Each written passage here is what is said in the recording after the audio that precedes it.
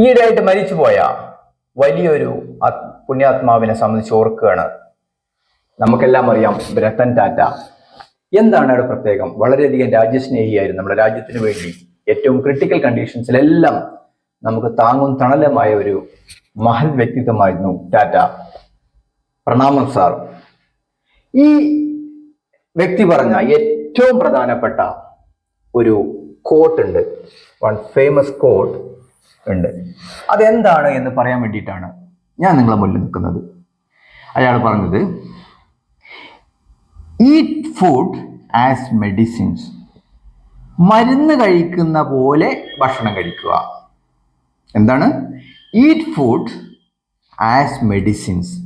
ഇനി ഇല്ലെങ്കിലോ, നിങ്ങൾ അങ്ങനെ കഴിച്ചില്ലെങ്കിലോ, ഓർ യു വിൽ, നിങ്ങൾ ചെയ്യേണ്ടി വരും. എങ്ങനെ? Eat medicine as food.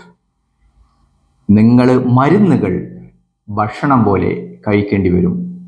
ഞാൻ ചോദിക്കുന്നു, ആ ഒരു കാലഘട്ടത്തിലല്ലേ ഞാനും നിങ്ങളും ജീവിക്കുന്നത്? 80 മുതൽ 100% ആളുകൾ വരെ നമ്മൾ മരുന്നിനെ ആശ്രയിച്ച്, നേരിട്ടോ അല്ലാതെയോ ആശ്രയിച്ചാണ് ജീവിക്കുന്നത്. ഇത് ശരിയല്ലേ? അപ്പൊ എത്രയോ വലിയ ഒരു കോട്ടാണത്.